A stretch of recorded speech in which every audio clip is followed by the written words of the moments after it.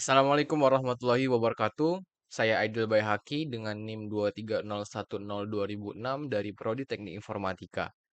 Pada kesempatan kali ini saya akan membahas atau menjelaskan ulang tentang apa yang telah saya dapat dari materi 7 di mata kuliah Pengantar Teknologi Informasi, yaitu pembahasan tentang looping atau perulangan pada bahasa pemrograman Python.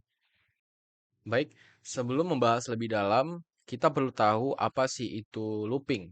Jadi, looping atau perulangan adalah suatu proses di mana kita dapat mengulang satu atau beberapa perintah atau eksekusi blok kode tanpa henti selama kondisi yang dijadikan acuan terpenuhi.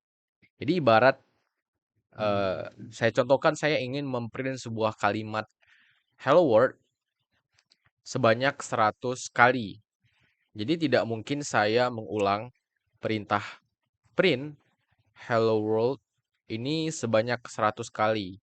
Ini memakan banyak waktu, bikin capek tangan ngetik, tidak efisien. Dan dengan adanya looping, nah kita dapat lebih cepat, codingannya lebih sedikit, dan menghemat waktu. Kemudian ada pengenalan list dan perulangan pada list. Apa sih itu list? Nah, list merupakan jenis kumpulan data terurut atau ordered sequence dan salah satu tipe data yang sering digunakan pada Python. List dalam Python ini serupa tetapi tak sama dengan array pada bahasa pemrograman lainnya. List Python tidak mengharuskan memiliki tipe data yang sama di dalamnya, sedangkan array sebaliknya. Nah, jadi untuk mendefinisikan list, teman-teman perlu eh, membuat sebuah variabel dulu. Saya contohkan seperti ini. Misalnya saya mempunyai variabel biodata, kemudian saya tambahkan operator assignment, dan untuk mendefinisikan list, kita perlu menggunakan kurung siku. Dan di dalam kurung siku ini kita isi beberapa data. Saya contohkan, saya isi sebuah data string berisikan nama saya, Aidil Baihaqi, kemudian string NIM saya, kemudian umur berbentuk tipe data integer, dan tinggi, misalnya tinggi badan itu 170,5 dalam bentuk float.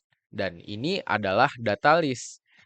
Nah, bisa kita lihat dalam data ini terdapat berbagai macam tipe data. Ada string, integer, dan float. Dan inilah yang membedakan list dengan array. Array itu sama seperti ini, tetapi dia kalau misalnya string ya harus string semua, integer harus integer semua. Jadi setiap dalam satu data collection, array memiliki tipe data yang sama. Nah, kemudian saya punya kasus ingin mengeluarkan atau ya memprint nilai dari data-data dari list ini.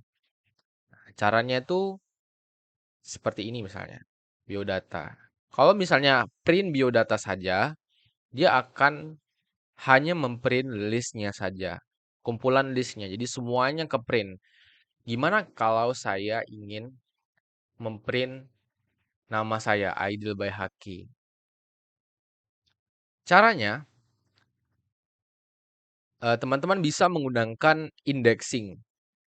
Jadi indeks menggunakan kurung siku, kemudian 0. Nah, kenapa 0? List ini sama dengan array dimulai dari indeks 0. Jadi misalnya data pertama ini merupakan indeks ke 0, kemudian data kedua ini indeks ke 1, data ketiga ini indeks kedua, dan begitu seterusnya. Jadi jika kita ingin print data nama saya di sini Aidil Baihaqi, kita perlu menggunakan indeks 0. Paham? Nah, nama saya keluar nih.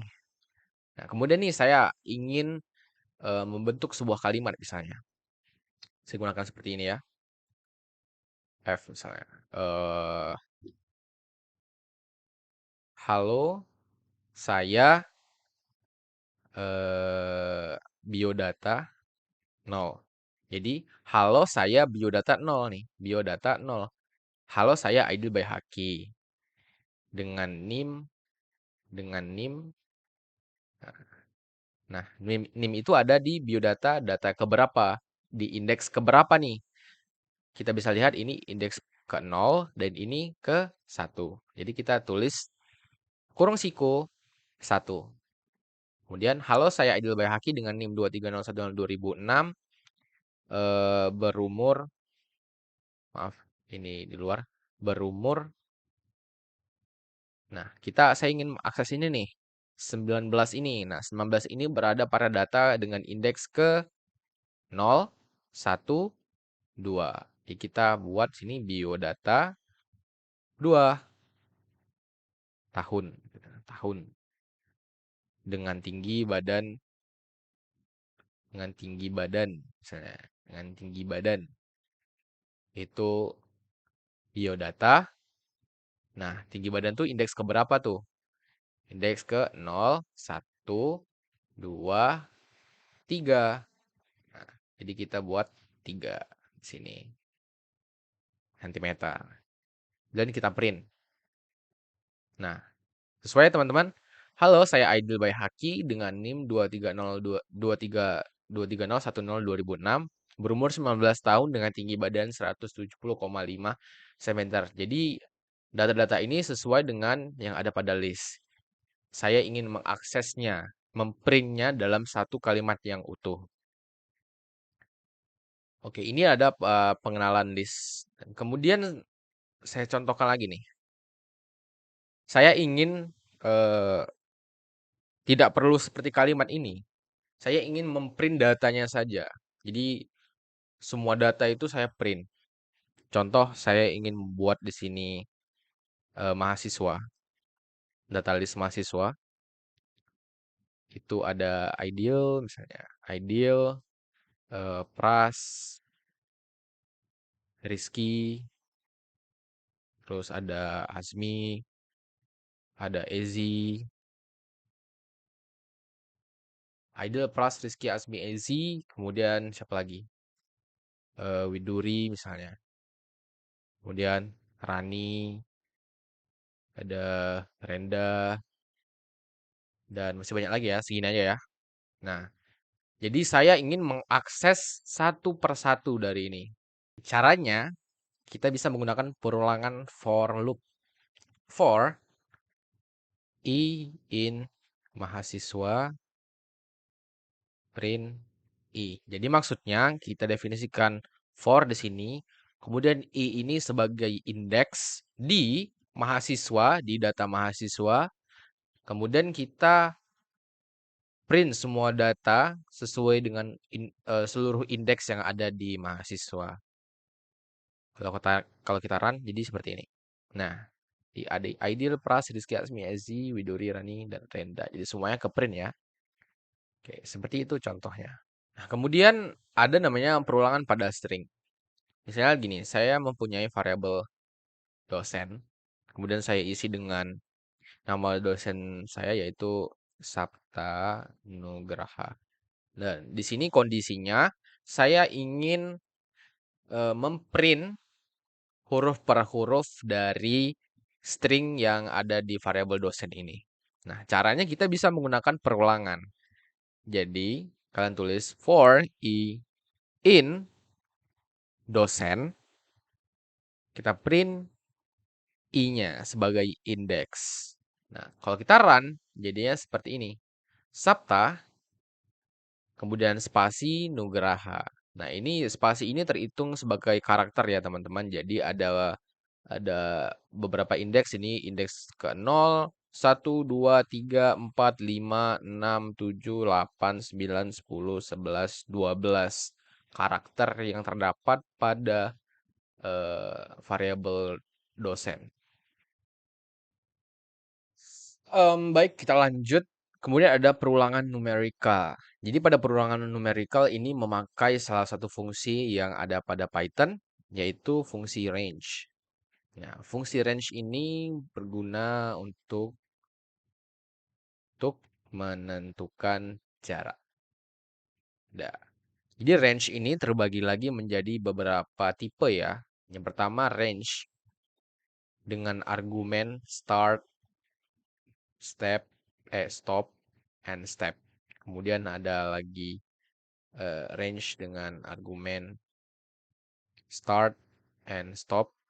Kemudian 3 range stop. Nah, kita coba satu-satu fungsi range dengan beberapa argumen di atas. Yang pertama, saya ingin menggunakan yang ini. Mencontohkan yang ini. Misal gini, saya punya kasus, saya ingin memprint angka 1 sampai 10 menggunakan looping. Caranya seperti ini, kita definisikan for i in range. Nah, start, stop, step. Saya ingin mulai dari angka berapa? Misalnya start in angka 1. 1, kemudian stopnya di angka berapa? 10. Nah, kalau misalnya saya ingin stop di angka 10, kita tidak bisa menulis 10 saja. Nanti dia bakal hanya sampai 9. Oke, kita coba dulu ya. Nih, step. Kemudian step ini langkahnya. Jadi misalnya langkahnya saya buat satu nih. Satu jadi satu tambah satu, dua, dua tambah satu, tiga, tiga tambah satu, empat. Jadi dia langkahnya satu, satu, satu, satu seperti itu. Kemudian saya print I. Apa yang terjadi? Maka akan ke-print angka dari 1 sampai 9 saja. Nah, ini tadi seperti saya bilang, stopnya ini kita tidak boleh buat hanya 10. Misalnya kita ingin, tadi kan saya ingin stop di angka 10. Maka kita perlu menambah 1 atau 11 gitu. Kalau saya biasa lebih seperti ini, 10 tambah 1. Nah, jadi bakal stop di angka 10. Oke, seperti itu. Kemudian saya contohkan lagi seperti ini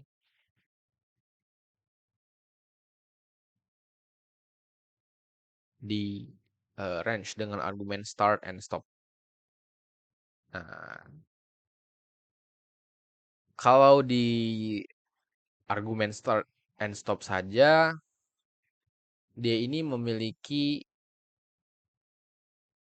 step default ya teman-teman. 10 atau gini. 9 dari 3 kita misalnya. 3 kita mulai dari 3, stopnya itu di angka 15 7 misalnya. 7 plus 1 berarti. Nah, ini. Jadi untuk stepnya itu dia bakal defaultnya bakal 1. Nah, kemudian nih 3, 4, 5, 6, 7. Jadi dia bakal 1. Jadi kalau misalnya kita ingin menggunakan 2 gitu, angkanya 2, kita bisa menggunakan argumen yang pertama. Kemudian ada lagi ketiga itu range stop. Sini kita buat for i in range. Stopnya mau di angka berapa? Misalnya saya ingin angka 5 misalnya. Kalau saya print i-nya run. Tadi sampai 7 ya. Nah, dia bakal mulai dari indeks 0 karena indeks itu defaultnya dimulai dari angka 0. Jadi 0, 1, 2, 3, 4. Jadi ada 5 karakter. Nah, gimana nih? Ini coba saya komen dulu ya. Komen. Nah, saya lebih prefer menggunakan yang pertama. Kenapa? Karena ini sudah lengkap argumennya. Jadi kita bisa modifikasi sebaik mungkin. Misal, contoh kasus saya buat di sini, saya ingin memprint angka dari 1 sampai 10, tapi angka itu harus angka ganjil. Kita bisa buat stepnya 2. Rana, jadi gini, 1, 3, 5, 7, 9. Angka ganjil itu kan ya 1 tambah 2, jadi 3. 3 tambah 2 jadi 5. 5 tambah 2 jadi 7. 7 tambah 9. 7 tambah 2 jadi 9. Nah, seperti itu. Ada lagi namanya fungsi len. Apa sih kegunaan fungsi len? Fungsi len berfungsi untuk menghitung jumlah data atau panjang data yang ada pada sebuah tipe data collection. Nah, jadi misalnya nih, saya mempunyai data list. Data list ini, saya ingin mengetahui berapa banyak orang yang ada pada list mahasiswa ini. Kita bisa menggunakan fungsi len. Jadi kita buat fungsi print len mahasiswa. Kalau kita run, nah ada 8 mahasiswa, ada 8 data yang terdapat pada list mahasiswa. 1, 2, 3, 4, 5, 6, 7, 8. Dan kemudian fungsi len ini kita bisa gunakan pada perulangan. Saya contohkan, misalnya saya ingin memprint aku bisa sebanyak jumlah data mahasiswa. Kita bisa menggunakan for loop, for i in range len, panjang dari mahasiswa, kan 8 tuh. Nah, kemudian kita print, aku bisa. Nah, jadi nanti si ini bakal mengulang sebanyak berapa banyak data yang ada pada mahasiswa. Jadi seharusnya aku bisa ini bakal ke print hingga 8 kali. Kita run. Nah, itu ya. Jadi aku bisa 1, 2, 3, 4, 5, 6, 7, 8 kali. Seperti itu. Nah, di Python perulangan itu tidak hanya menggunakan for loop, tetapi ada looping lain, yaitu namanya while loop. Jadi untuk menggunakan while loop, kita perlu menulis atau mengetik kode while. While i kurang dari 10 misalnya. Saya ingin memprint angka dari 1 sampai 10. Jadi ketika i kurang dari 10, kurang dari atau sama dengan 10, maka print i. Nah, kemudian i-nya itu kita buat stepnya 1, 1, 1. Jadi i tambah sama dengan 1. Nah, kalau seperti ini, teman-teman hati-hati. Nah, tidak bisa di-run. Kok nggak bisa di-run? Karena i-nya ini belum kita definisikan. Jadi pertama-tama kita harus mendefinisikan. I-nya itu kita start dari 1. Jadi kalau misalnya kita run, nah dia bakal memprint dari angka 1, i-nya start dari 1, hingga kondisi ini terpenuhi. Ini kondisi, jadi batasnya ini, stopnya itu di sini, di angka 10. Kemudian kita print, dan stepnya itu 1, langkahnya itu 1. Gimana jika saya ingin membuat pesan, memprint pesan jika perulangan ini sudah selesai? Kita bisa menggunakan else di sini. Else, nah, jika tidak, jika sudah selesai, maka tolong printkan perulangan selesai. Kita run. Nah, 1, 2, 3, 4, 5, 6, 7, 8, 9, dia akan terus mengulang i ini hingga mencapai 10 dengan step 1. Ketika dia sudah mencapai 10, berarti perulangan telah selesai, dan perulangan telah selesai, dia bakal memprint message atau pesan atau string perulangan selesai. Nah, kemudian bagaimana jika ketika saya memprint angka 1 sampai 10, saya ingin angka yang diperulangkan itu stop di angka 5. Nah, Python menyediakan yang namanya looping control. Jadi misalkan saya buat looping dari angka 1 sampai 10, saya print 6-nya. Nah, ini kan memprint angka 1 sampai 10. Saya ingin angka ini stop di 5. Bagaimana caranya? Yang pertama kita buat kondisi. Ketika if 6 itu bernilai berapa? Saya mau stopnya di 5. Ketika dia 6 ini bernilai 5, Maka kita gunakan yang namanya break. Jadi break ini berfungsi untuk menghentikan looping. Nah, jadi kita bisa run. Nah, jadi yang keluar itu hanya 1, 2, 3, dan 4 saja. Jadi ketika 6, 5, ya dia bakal terhenti. 5-nya tidak akan terprint. Ini saya komen. Dan kemudian ada satu kondisi lagi. Saya mau memprint angka 1 sampai 10, tetapi ketika 6-nya, perulangannya menyampai sama dengan 5, saya mau 5-nya itu nggak usah ke print. Dia jadi ke skip gitu. Nah, di Python, kita bisa menggunakan namanya continue. Continue. Jadi continue ini berfungsi untuk men-skip looping. Nah, jadi ketika if 6-nya sama dengan 5, maka 5 ini bakal ke skip. Dia tidak akan terprint. Kita coba run. Nah, 1, 2, 3, 4. 4 langsung ke 6. 6 sampai 10 ada. Jadi 5-nya nggak ada. Misal 2.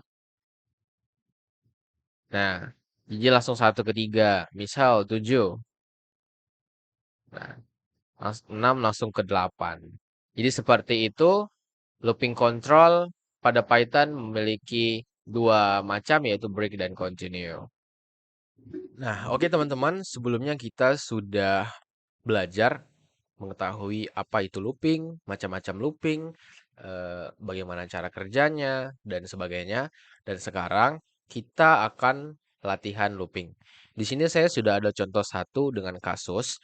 Buatlah sebuah looping yang menerima inputan user yang nantinya akan dimasukkan ke dalam sebuah list. Kemudian akses data-data pada list tersebut. Nah, hal yang pertama perlu kita perhatikan, kita perlu menentukan apa saja yang nantinya user masukkan, data-data apa saja yang ingin user masukkan nantinya. Yang pertama, saya rasa user perlu menginput nama, kemudian hobi misalnya. Jadi kita perlu membuat penampung atau tampungan untuk menerima data-data yang akan diinput user nanti. Jadi data penampung itu bisa kita buat dalam bentuk list. Jadi kita buat sini list penampung, data, nama, dan hobi. Kita buat listnya itu data, nama, kosong, list kosong aja. Data hobi, kenapa list kosong ya? Karena nanti bakal diisi oleh user itu sendiri, bukan kita yang isi. Ya, berarti programnya sudah bersifat dinamis. Nah, kemudian kita perlu mengetahui berapa banyak data yang yang ingin user input. Sebagai contoh, kita buat di sini komen. Berapa banyak data yang ingin di input user. Jadi kita ngambil inputan ya. Banyak data sama dengan integer input berapa banyak data yang ingin dimasukkan. Nah, kemudian kita lakukan perulangan untuk mengambil tiap data. Dengan cara for i in range banyak data, dia akan melakukan perulangan secara dinamis sesuai banyak data yang ingin diinput user. Kemudian kita biar bagus kita kasih pembatas lah. Kita gunakan aja, panggil aja fungsi ini, pembatas. Kemudian kita input nama. Nama, karena nama itu string, kita dia tinggal input aja. Masukkan nama. Kemudian setelah user menginput, kita mau sistem menambahkan nama tersebut ke dalam list yang masih kosong ini. Dengan cara data menggunakan fungsi append, kemudian apa yang di-append, apa yang dimasukkan, yaitu nama yang telah diinput oleh user tadi. Sama halnya juga dengan hobi. Hobi, input, masukkan hobi. Data hobi, append dengan hobi. Oke. Dan sekarang kita tinggal lakukan kita akses data-datanya ya teman-teman. Akses data, akses data. Saya buat seperti tabel ya, agak-agak ada kolomnya itu biar rapi. Jadi kita perlu membuat print. Kita buat dulu atasnya, kolomnya, macam-macam kolom. Pertama nomor, kasih tab dengan slash t, backslash t, kemudian nama, backslash t, double ya, karena nama itu bisa panjang ya. Kemudian hobi. Nah, ini penting nih.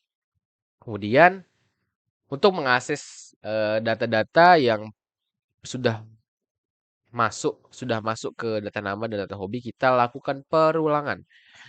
For i in range. Nah, perulangan ini akan terus berulang seberapa banyak data yang diinput oleh user. Nah, kemudian kita tinggal print seperti ini. Print, saya gunakan di sini F. F. Nah, yang pertama itu nomor ya. Nomor ini akan sesuai dengan indeks. Tetapi karena indeks ini mulai dari 0, kita perlu tambah 1. Nah, kemudian kita slash tab, nama. Tinggal kita masukkan nama. Ingat cara mengaksesnya, gunakan panggil listnya, kemudian kurung siku i. Kemudian slash tab lagi double, sesuaikan dengan yang kolom ini. Tinggal kita akses data hobi ke i. Nah, sekarang kita coba run. Berapa banyak data yang ingin Anda masukkan? Saya coba kasih contoh berapa ya? 3 misalnya. Masukkan nama, ideal, by Haki. Hobinya apa? Main game misalnya. Misalnya. Kemudian Octaviandra. Hobinya apa? Menggambar. Kemudian Cahyadi Prasetyo. Hobinya apa? Nyuci motor misalnya. Nah, lihat dia bakal udah langsung masuk tuh nyuci motor. Nah, ini kenapa terjangkau karena ya disesuaikan dengan tab-nya di sini. Seperti itu, teman-teman. Nah, di sini saya ada satu contoh lagi dengan kasus yang sama. Saya ingin membuat sebuah program invoice pembelian barang. Jadi yang perlu saya lakukan yaitu pertama kali itu menerima inputan nama pembeli, siapa pembelinya. Dengan cara kita buat dulu sebuah variabel pembeli, kemudian kita minta input nama pembeli. Nah, biasanya di pembelian barang itu ya ada nama barang, harga, sama jumlah barang ya, itu yang umum ya. Dan kita buat dulu penampung ya. Data barang, kita buat list kosong, data harga, data jumlah. Nah, setelah itu kita minta user dia mau beli berapa barang. Caranya banyak barang yang dibeli ya. Banyak barang, input, masuk berapa banyak barang yang ingin dibeli. Nah, kemudian kita tinggal lakukan perulangan untuk menginput satu persatu datanya. Dengan cara for i in range banyak barang. Udah kita kasih pembatas. Nah, kita input nih data barang dulu pertama. Nama barang, barang sama dengan input. Dia string ya. Dan kita bilang masukkan, jangan masukkan deh. Kita buat ya nama barang. Dan kita masukkan dia ke list data barang. Setelah di input user. Sama hal juga dengan harga. Ingat harga ini integer ya agar bisa dikalkulasikan ke depannya. Input harga. Masukkan juga ke data harga.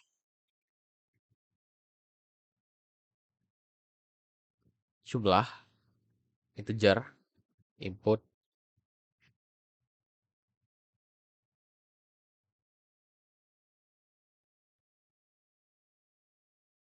Kita masukkan jumlah ini ke data jumlah.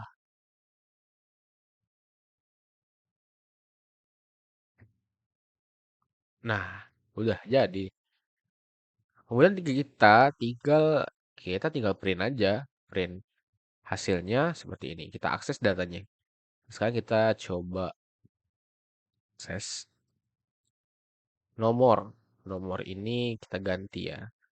eh Nama berarti nama barang.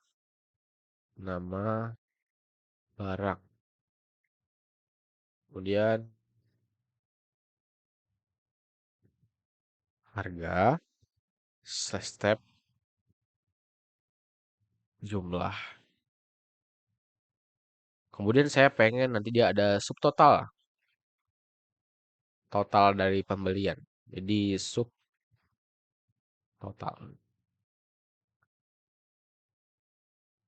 Nah, seperti itu ya. Kemudian kita tinggal lakukan for i in range, lakukan perulangan untuk mengakses data-data ini ya. Banyak barang. Kita tinggal print. Nah, sebelum itu kita print dulu nih nama pembelinya. Di atas ya. Print F nama pembeli. Pembeli. Nah, sesuai dengan ini ya. Sesuaikan dengan ini. Oke, lanjut. Print. Sini F juga nomor ya. Nomor sama juga I plus 1. Dimulai dari 1. Kemudian eh slash tab nama barang itu berarti barang ya. Data barang ke I slash tab harga berarti data harga ke I slash tab jumlah jumlah berarti data jumlah ke I. Nah, slash tab subtotal. Nah, subtotal ini perlu kita buat lagi, kita definisikan lagi. Kita buat di sini subtotal, yaitu data harga ke I dikali data jumlah ke I. Nah, ya udah kita tinggal masukkan dia ke sini. Kita cek lagi sebentaran. Oke, coba kita run ya. Nama pembeli misalnya Sianto. Berapa banyak barang yang ini beli Sianto nih? Buaya lah ya. Barang misalnya sikat gigi. Harga 7.000. Jumlah 1. Dan dia mau beli apa lagi? Misalnya beli odol. Odolnya beli dua, nih harganya itu ya berapa ya? 4.500 misalnya. Kemudian dia beli dua buat stok seminggu. Nah, udah keluar nih invoice-nya nih. Nama pembeli, nama barang, sikat gigi 7.000. Nah, ingat ya ini karena tab dia. Dia karena tab maka tidak rapi. Jadi harganya ini 7.000 untuk sikat gigi, odol 8.500. Jumlahnya satu, jadi 7.000 dikali satu, jadi 7.000 subtotalnya. Sesuai ya dengan formula yang telah kita definisikan. Sama juga dengan ini 8.500 kali 2 itu 17.000. Nah, seperti itu. Jadi untuk eh, kesempatan kali ini kita telah mempelajari tentang looping dan penerapannya pada sebuah aplikasi, sebuah program sederhana. Terlebih dan kurang saya mohon maaf, saya tutup dengan mengucapkan wabillahi taufiq wal hidayah. Wassalamualaikum warahmatullahi wabarakatuh.